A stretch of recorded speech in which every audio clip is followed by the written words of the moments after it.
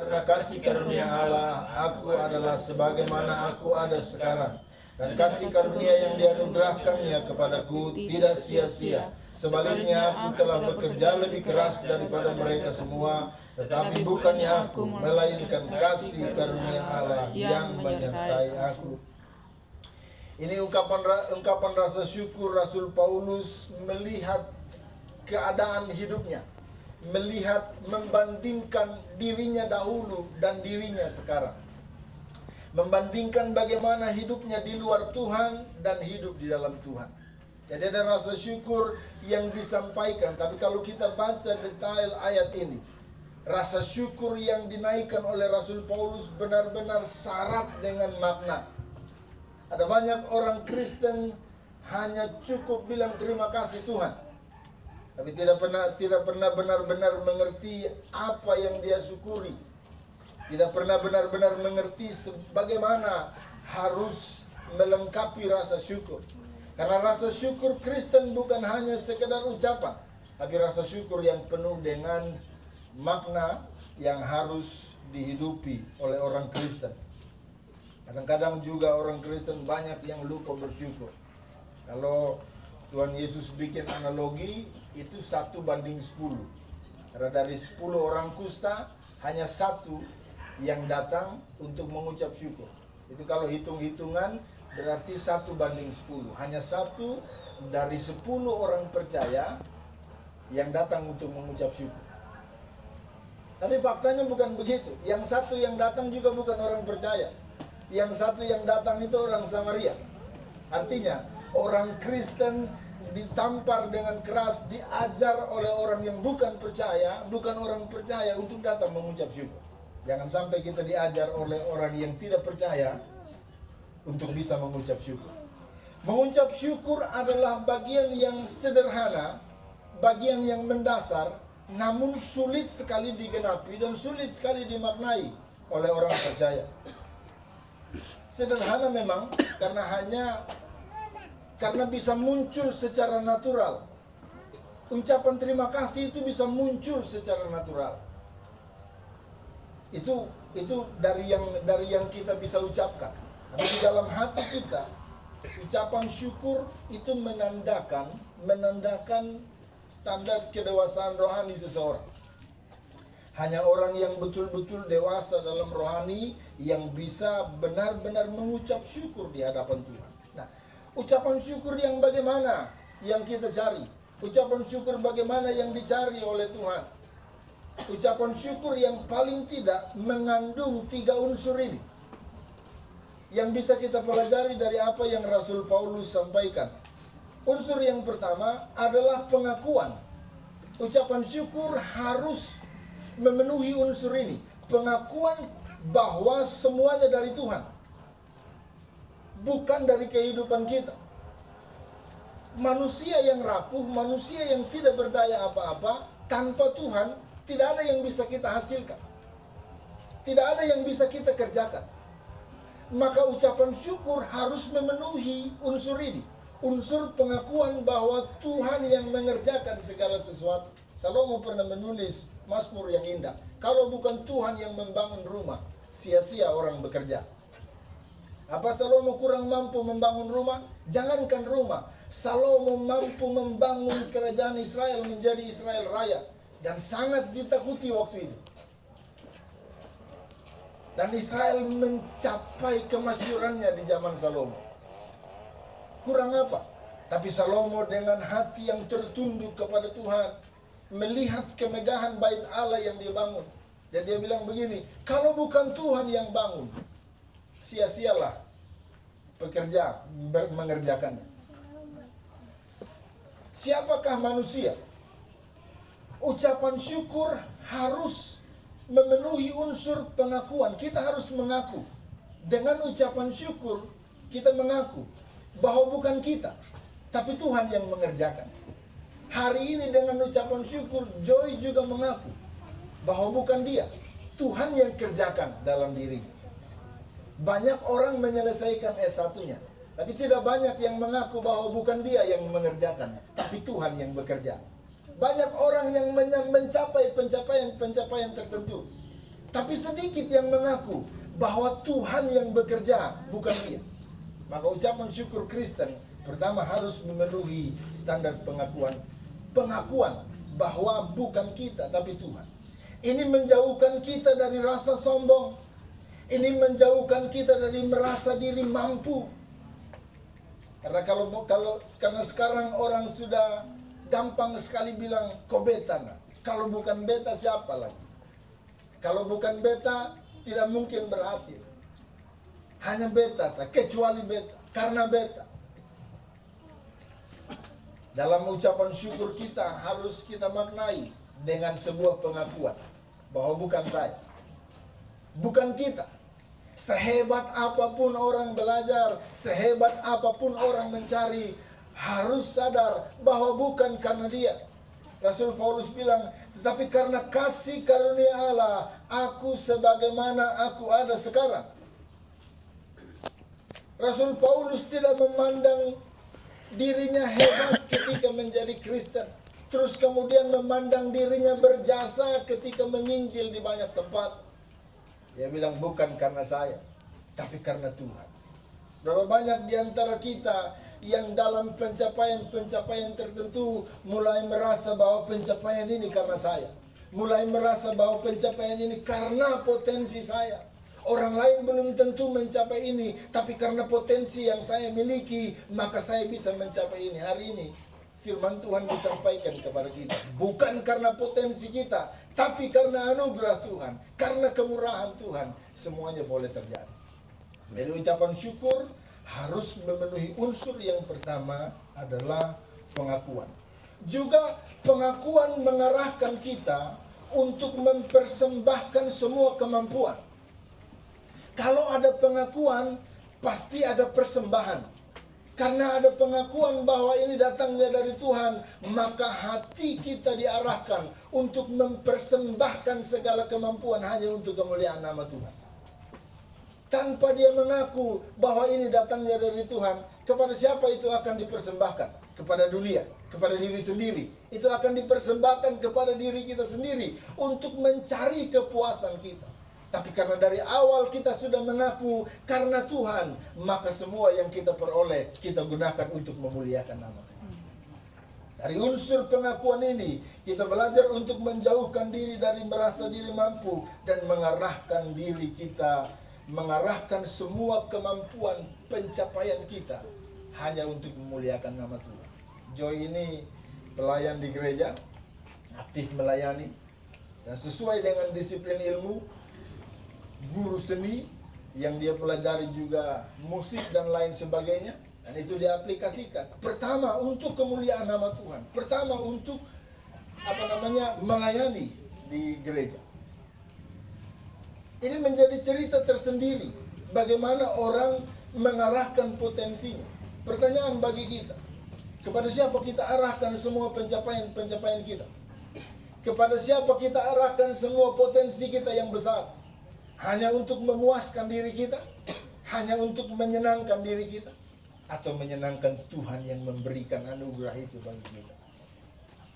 Biarlah syukur kita dilengkapi dengan pengakuan sehingga membawa kita untuk mengarahkan kemampuan kepada Tuhan. Yang kedua, syukur Kristen harus mengandung unsur tanggung jawab. Bukan hanya pengakuan, tapi tanggung jawab. Rasul Paulus bilang, dan kasih karunia yang dianugerahkan kepadaku tidak sia-sia. Ada tanggung jawab di sini. Tanggung jawab untuk memanfaatkan kasih karunia. Sebagai orang gereja, orang yang percaya, kita percaya bahwa kita sudah diselamatkan oleh darah Kristus. Nah, apa tanggung jawabnya? Tanggung jawabnya adalah berlaku benar sesuai dengan kebenaran firman Tuhan. Itu yang menjadi tanggung jawab. Jadi bukan hanya petantang-petantang kita berpikir kita jadi Kristen sudah selamat. Kita punya tanggung jawab yang besar, hidup sesuai dengan kebenaran firman Tuhan. Maka anugerah yang diberikan, syukur kita harus dilengkapi dengan tanggung jawab. Syukur Kristen, syukur yang bertanggung jawab. Ada orang dikasih uang banyak, ada juga yang dikasih uang sedikit. Tanggung jawabnya itu berbeda. Kalau orang dikasih uang banyak, Ada banyak tanggung jawab yang harus dia kerjakan. Ada banyak kehidupan orang lain yang harus dia perhatikan. Ada orang yang dikasih uang sedikit, mungkin hanya cukup untuk memperhatikan beberapa orang. Ada banyak tanggung jawab, berbeda tanggung jawabnya. Levelnya pun berbeda. Bukan soal status sosial saja, tapi soal tanggung jawab. Bagaimana mengelola berkat yang Tuhan berikan. Orang diberikan berkat banyak, dituntut banyak tanggung jawab. Supaya berkat itu jangan digunakan sembarang-sembarang. Supaya berkat itu jangan digunakan seenaknya. Ada tanggung jawab yang harus kita pertanggungjawabkan. Kalau kita sering dengar, kalau di wisuda ada lagu yang namanya Gue Diamus gitu. Itu lagu kebangsaan kalau di wisuda. Gue Diamus gitu. Lagu ini berkisah tentang bagaimana menyemangati anak muda berbuat apa yang kamu mampu, kejar keinginanmu. Tapi perhatikan di ujung sana, ada tanggung jawab yang harus kamu bayar. Perhatikan di ujung sana, ada yang harus kamu pertanggungjawabkan. Itu inti dari lagu Gue Diamus gitu. Jadi dalam wisuda, dalam potensi yang besar, strata 1, ada yang harus kita pertanggungjawabkan. Dan ada tanggung jawab yang kita pikul. Orang sekolah rendah bukan merendahkan orang yang hanya berkesempatan untuk sekolah rendah. Tentunya tanggung jawabnya berbeda. Tanggung jawab berbeda dengan orang yang sekolah, yang menamatkan kuliah S1. Tanggung jawabnya tentunya berbeda. Dia harus menunjukkan, dia dituntut untuk menunjukkan kemampuannya. Dituntut untuk mempertanggungjawabkan kemampuannya. Misalnya kita diterima, dia sarjana pendidikan, diterima mengajar, sampai di sekolah tidak mampu mengajar, harus ditunjukkan kemampuannya, harus dipertanggungjawabkan kemampuannya. Apa yang dia pelajari, itu yang dia pertanggungjawabkan. Kalau orang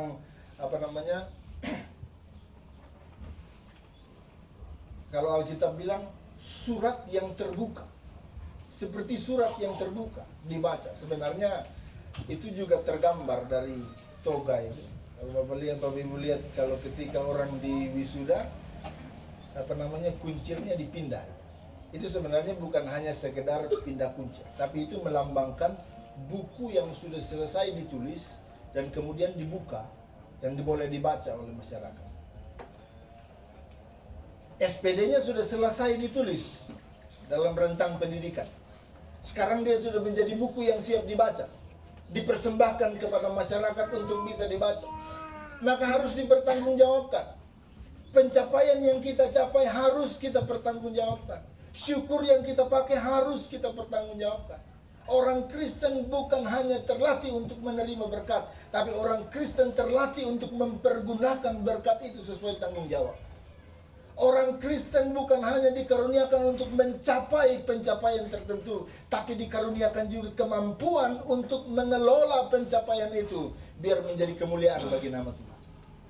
Kalau orang boleh bilang dengan dalam power atau kekuatan yang besar, potensi yang besar, terkandung juga tanggung jawab yang besar. Kalau ada potensi besar, tanggung jawab besar dituntut bagi kita. Maka ketika kita mensyukuri, mari lengkapi syukur kita dengan unsur yang satu ini. Unsur pertanggungjawaban. Karena kita harus bertanggung jawab kepada apa yang Tuhan berikan. Supaya syukur kita menjadi lengkap. Yang ketiga yang bisa kita pelajari. Syukur Kristen bukan hanya mengandung pengakuan atau tanggung jawab, tapi harus membawa pertumbuhan iman. Kalau syukur Kristen tidak membawa pertumbuhan iman, kalau pencapaian yang kita capai tidak membawa pertumbuhan iman, itu akan menjadi alat iblis untuk menghancurkan iman kita. Kalau S1 tidak digunakan sebagaimana mestinya, itu akan menjadi alat iblis untuk menghancurkan kita dan menghancurkan orang lain. Misalkan, ini contoh, tidak mungkin terjadi ini. Contoh saja, orang belajar S1, rasa-rasanya orang sudah akui ini sarjana. Tapi ketika masuk dalam dunia kerja, ketika masuk dalam dunia mengajar seenak-enaknya, siswa dibodoh-bodohi, kamu harus begini, kamu harus begini. Kan itu bukan jadi alat iblis, bukan jadi alat Tuhan untuk membangun anak-anak didik. Itu menjadi alat iblis untuk menghancurkan anak didik dan menghancurkan kita. Tidak banyak kita lihat dokter yang kemudian jadi dokter, tapi kemudian melakukan malpraktek. Tidak banyak juga. Tidak jarang kita lihat. Karena tidak mempergunakan ini untuk membangun dirinya, untuk membangun imannya. Nah, ini harus kita perhatikan baik-baik. Pencapaian kita harus mendatangkan kemajuan bagi rohani kita. Harus mendatangkan kemajuan bagi iman kita. Jangan kemudian kita sudah mencapai ini, sudah puas, rasa cukup, mulai bisa untuk hidup jauh dari Tuhan, mulai meninggalkan Tuhan. Nah, ini berbahaya. Ini berbahaya.